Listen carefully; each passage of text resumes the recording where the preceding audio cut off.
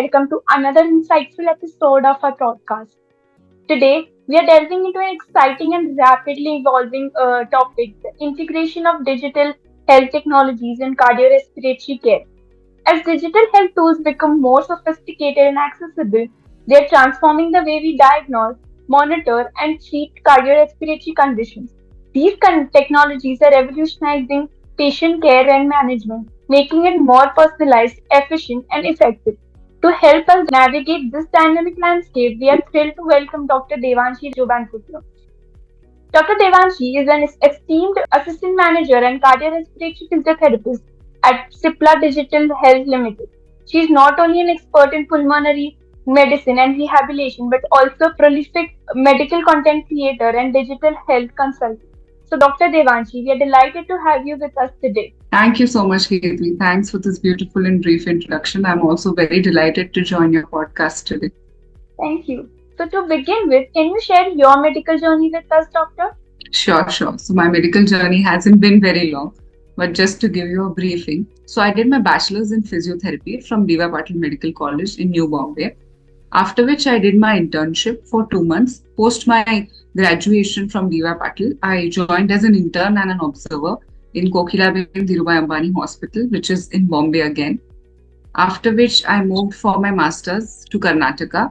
I was in a place called Belgaum and I did my master's in cardiorespiratory physiotherapy.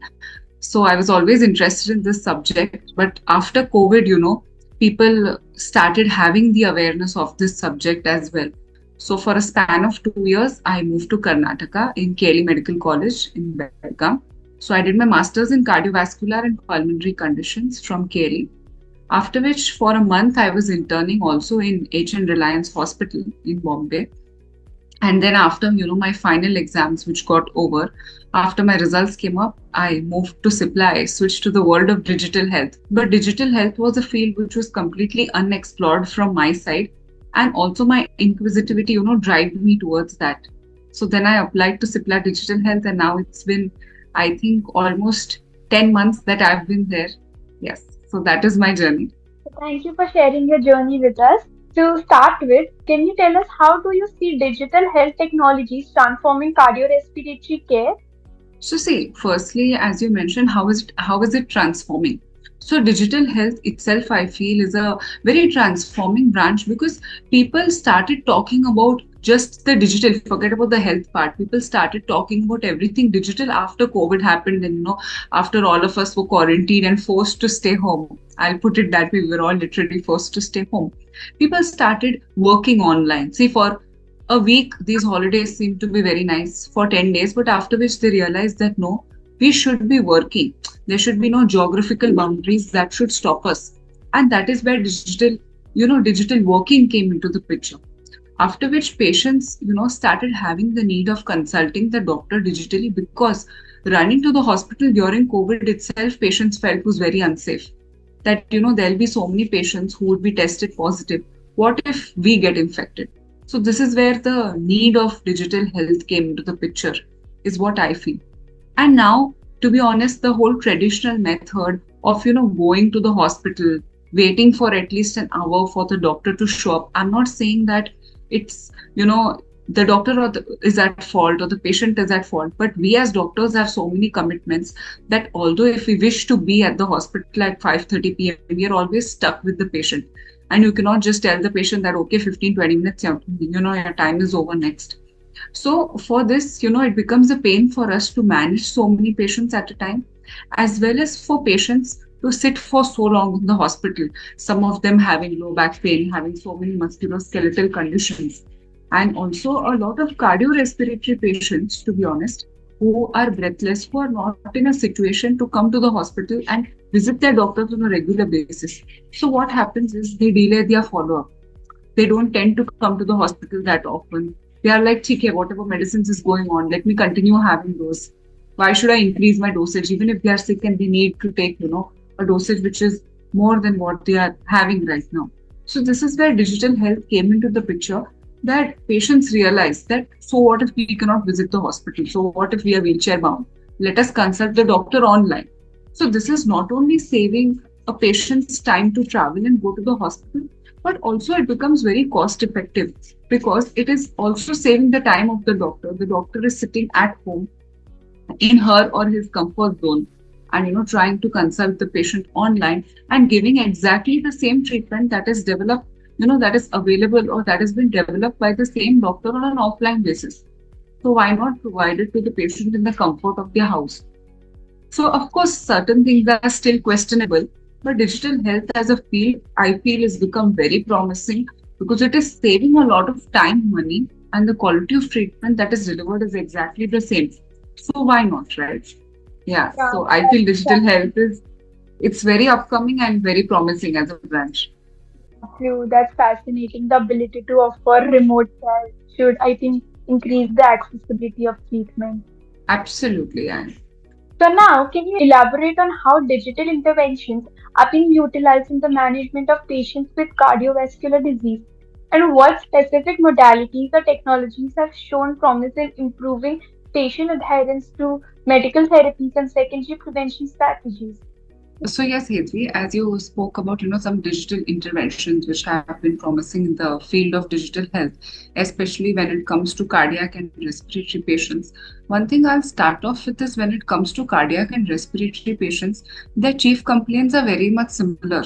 They comprise of muscle weakness, fatigue, especially breathlessness. These patients have a very low lung capacity or an exercise capacity, already. So these patients feel very breathless, their exercise capacity is low. So when it comes to respiratory physiotherapy, it has been very promising on a digital platform. Reason being, breathing exercises are very basic when you tell somebody. But while these patients are performing, they understand how complex these exercises actually are when it comes to practicing, and also when it comes to three components, that is inhalation, holding breath, and exhalation. So training these patients on a digital platform becomes easier because today in the world of digital health, we have a very good option called screen share. So we can actually record all the videos in complete detail, share it with the patient, and then the way you and me are talking. In the same way, I can actually watch the patient live and see whether the patient is doing it correctly or not. Also, another beautiful part of digital health is that instead of seeing five patients for 5 hours, that is 1 hour each, why don't I bring, all the five patients together in a group? They join, the same link together and then they see each other and then, it becomes like a support group where they are motivating each other to perform some particular exercises. Now, when you said what is, really promising, so I personally have felt that there are a variety of tests like a step test, like a sit to stand test which we can do on an online platform, which have seemed to show very promising results today. Most of the patients after COVID, not just patients, I think even the general public has something called as a pulse oximeter. I'm sure you also have one at home, and we all have a habit to now measure our SpO2, measure our blood pressure. So these patients are having these devices at home, so they do not have a risk of getting breathless. We are always monitoring their saturation with just one pulse oximeter inserted on their index finger. So these portable devices, when it comes to cardiorespiratory patients or cardiorespiratory medicine, they have been very promising and very useful because all that we have to do is ask the patient before their sessions to monitor their vitals. We make a note of their vitals, and after the session, the patients are monitoring their vitals again. So it becomes a very beautiful way to keep a record also of all these vitals digitally. In fact, when it comes to ancient medicine, there was, a very high chance of these patients losing on those papers, where on their, prescription paper, we would write, ki aapka BP itna tha, and, your SpO2 is so much, and your heart rate was so much. But today we have backups for Google Sheets, we have backups for Excel sheets. We can just put in the data and the formulation is done, the comparison is done. So in a digital world, there are very less chances of this data getting misplaced also. And initially it was easy for us to keep a record of 50 patients, 100 patients. But when it became over 500 patients, these OPD papers would eventually, just get misplaced. The patient would tear it and, you realize that the data is gone. So many times the patients would come to us in a hospital setup where I have also worked for a very long time, almost 8 years, where the patient would come and tell us, Gum gaya, we don't have the paper, we just misplaced it, we lost it. But when it comes to digital health, keeping a record of all their CT scans, all their MRIs becomes much more simpler. So I feel that digital health has been very promising in terms of maintaining patient records. Conducting a lot of today, there are a lot of applications which are having so many evaluations that can be done digitally. In fact, Cipla Digital Health has developed an application called Breathe Free, which is specifically for respiratory patients, where they are having something called as the finger scan. All the patient has to do is on the mobile phone, you scan your finger and you get the vitals. So the patient does not have to stress about, did I change my battery cells of the pulse oximeter? Or did I, is my BP machine calibrated properly? There is a finger scan available on that application. There is something called as a medicine reminder. So your phone will keep buzzing till you actually don't stop and you say that I took my dose. And again, they will confirm, and at the end of the month, they actually calculate how many doses you have missed and how many doses of the medicine have you taken. And this is automatically shared with your pulmonologist or your cardiorespiratory physiotherapists if you're taking inhalers for asthmatic patients. So this is such a beautiful way for the patient also to remember, and for the doctor also to have a record and get a reminder that no, your patient has taken out of say 60 doses a month, 2 doses a day, your patient has taken 49 or 50. So I feel tools like this are really helping the patients to concentrate more on their health. Today, I think most of the phones, be it an Android phone or be it an iPhone, you do not have to install a step counter. They have it inbuilt. So it's just on the screen that you walked so many steps a day. So whereas in the past, patients didn't know you have to walk at least 10,000 steps. But because of all these excellent devices like, smart watches, smartphones, today we are able to keep a record of how many steps you have taken every day, whether you've taken the medicines or not. So just like Breathe Free, there are a lot of applications available which are helping the patients as well as the doctors to maintain a record. So I feel when it comes to the ancient method, the digital method is much more advanced, and there is no fear of losing on any data. The doctors and the patients can stay in touch with all the data at any point in time. So yes, I feel these tools have been very, very promising. So that was an impressive answer, I would say. So coming to the next one, what role do you see artificial intelligence playing in cardiorespiratory care? So see, artificial intelligence as a field, it's something that people have explored and people are still exploring, just like digital health. So when you combine AI, what they say artificial intelligence and medicine, it becomes a beautiful combination. It started off, I think, with robotic surgery. And today, in the smallest of things, we are using AI. You want to generate a mail, you use AI. You want to, do anything in medicine. Today, I think just because of AI, there are so many applications which have developed something called as, you just cuff on the speaker of your phone and AI will tell you what type of cuff you have. So this is still in the developing phase. It's not 100% developed. But imagine a TB patient who is having, tuberculosis. It's a contagious disease. Little bit of secretion here and there and anybody in your environment can get TB. And if this TB patient has to go to a hospital, the amount of isolation, which family member will accompany, what time you're supposed to see a doctor. There are a lot of challenges which we never think of until we come across this disease or this patient in our family, to be very honest with you. But if this patient gets everything in their room, all the assistance when it comes to evaluating their cuff, okay, if your cuff is having blood, you just scan a picture of your cuff, put it on the application, and then your doctor will tell you whether you are recovering or not. All these, small challenges which we feel are challenges will no longer exist. Because now this patient has everything in the comfort of his or her house without the chances of the other people, around him getting infected. Because if this patient visits the hospital, so many nurses, so many helpers, even the doctor, they all are at risk, right? So I feel patients like this who are having TB, who are having COVID or any contagious disease will be extremely benefited with AI coming in, because these applications which are developing, again, I would mention that today so many applications are having these scans, okay, where this TB patient doesn't have to worry.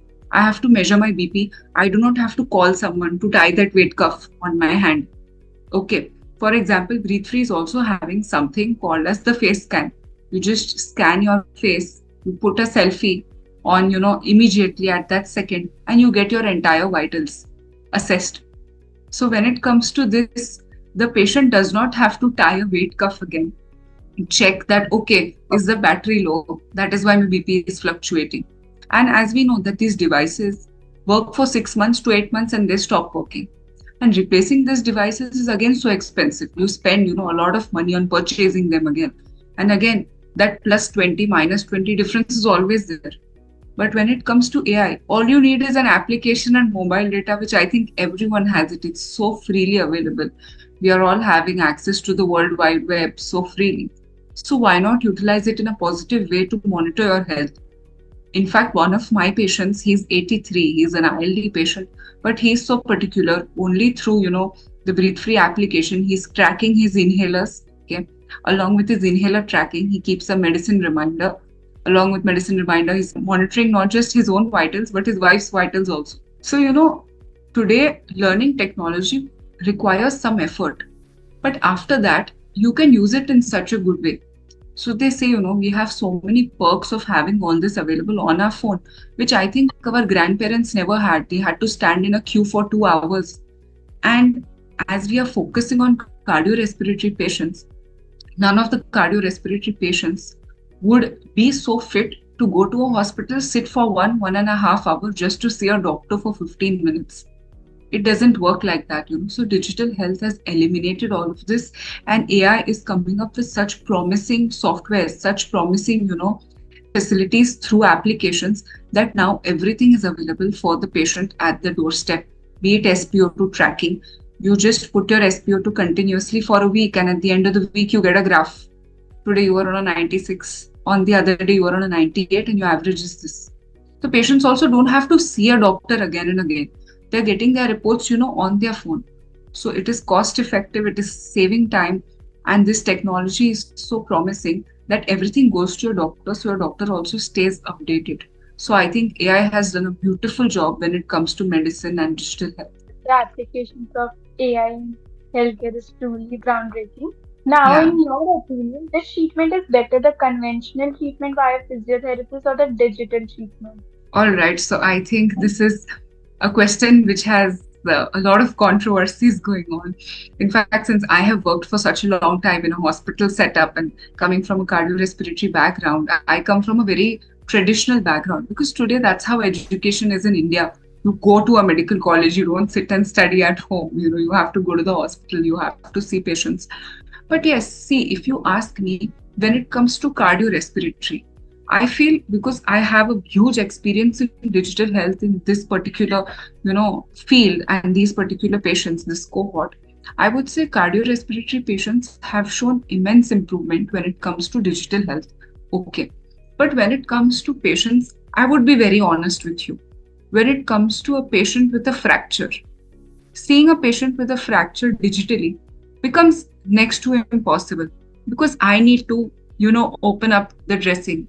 I need to check the movement of the joint. I, as a physiotherapist, need to see that if the knee is going to 20 degrees, 30 degrees, 40 degrees. Now, even if you have your grandparent at home who's, had a knee replacement surgery, what is 30 degrees for the doctor is not 30 degrees for the relative.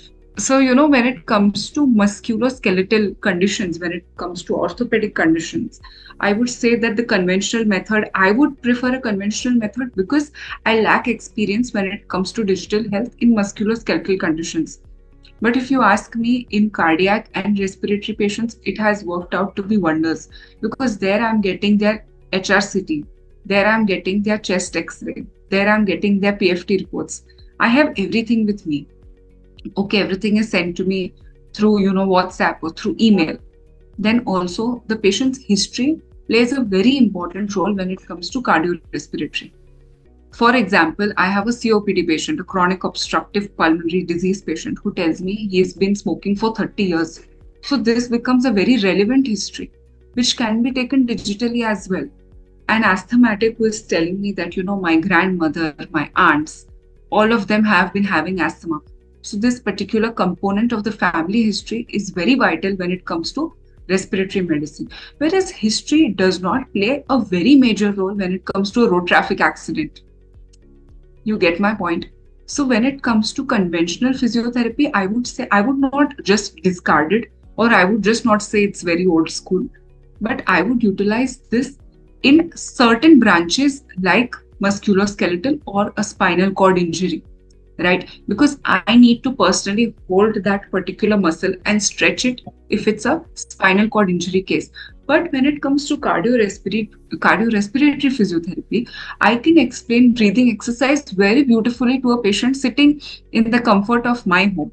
They can also, just connect their oxygen mask and, continue doing their breathing exercises. I've seen patients from India as well as outside India on a digital platform when it comes to cardiorespiratory physiotherapy, and they've been doing wonders. Be it ILD patients, be it asthma patients, be it COPD patients. I've seen few patients with allergic rhinitis as well. So these patients can, I can just, if at all they don't understand that particular breathing exercise, I can just share my screen and show it to them. So that requires less of, me opening up the wound and checking the color, checking this, skin texture. So when it comes to respiratory and cardiac, I can say a digital rehab or digital medicine can play a very beautiful role. If you ask me the difference, I would suggest there is absolutely no difference, except that in a conventional, method, the patient gets to see me. Apart from that, on a digital platform, it's just on a video call. But that 1 hour that the patient has to put in, say half an hour, two, and then other 30 minutes fro, that is saved. And these patients get breathless so easily that when they travel and come to my clinic, they are not able to perform these exercises so efficiently like they can perform on an online platform. So I would say it totally depends on the patient's condition. I would give both of them a 50% weightage. But if you would ask me what is upcoming, I would say in cardiorespiratory, I would definitely prefer a digital platform. That sounds like a balanced strategy, I would say. Now, finally, how do you see the role of digital health interventions evolving in the future of cardiorespiratory disease management? All right, coming to the future, as you said, how do I see this evolve? See, cardiorespiratory, let's talk about cardiac first. In cardiac, you have patients with a lot of valve replacements, with a lot of, post bypass, where they have been told to, use. So, cardiac patients do more cardio, as the name suggests. You see them doing a lot of treadmill. You have to make them do a lot of elliptical training. You have to make them do a lot of cycle ergometry. So, for these patients, when it comes to digital health, I've come across so many articles where actually the treadmills are having inbuilt ECGs. So as soon as the patient completes that half an hour walk, an entire ECG strip is printed just like a photocopy machine. They get their ECG, which they just have to mail it to their cardiologist right there. Okay.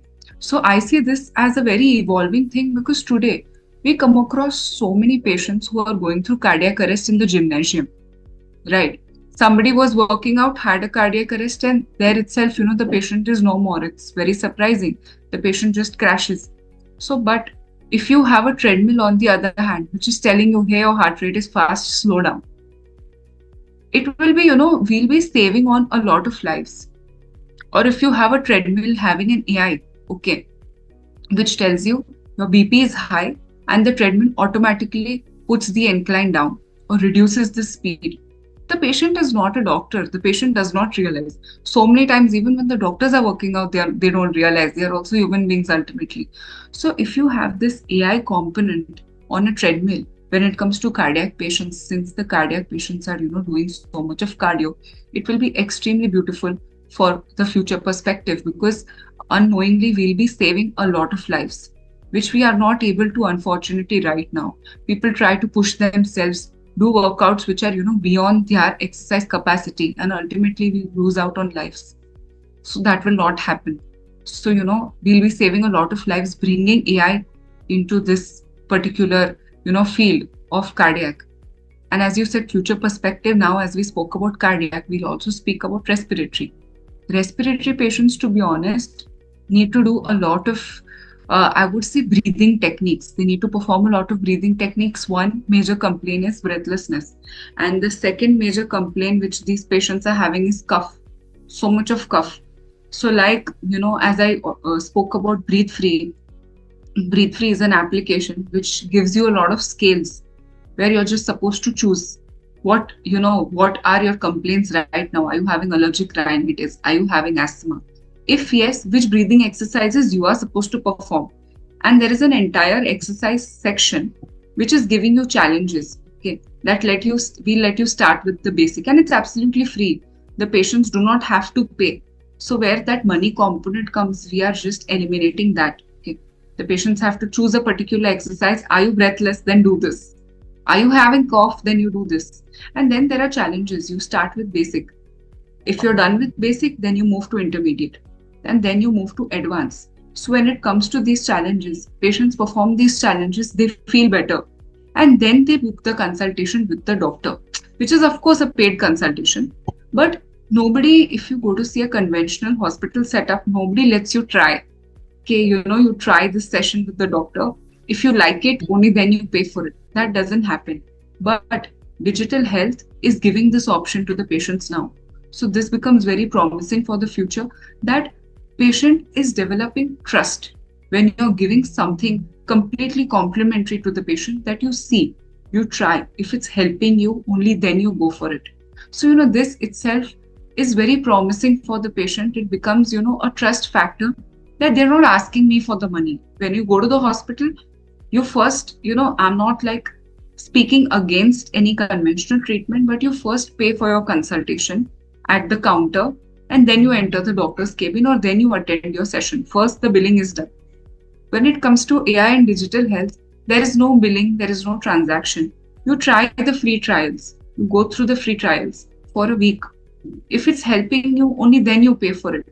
So I feel this option that we are giving the respiratory patients on our application or on various other platforms of trying becomes very important. So cardiac and respiratory are very different cohorts. But as I said, in cardiac, we need more softwares which are connected to these devices which the patients are using, so that they get a feedback that what they are doing is right. Because monitoring in cardiac becomes very important. A patient can have an unstable angina at any point in time, a cardiac arrest, and the time required to go to the hospital also must be, it requires a lot of time. So we don't want to lose a life in that process.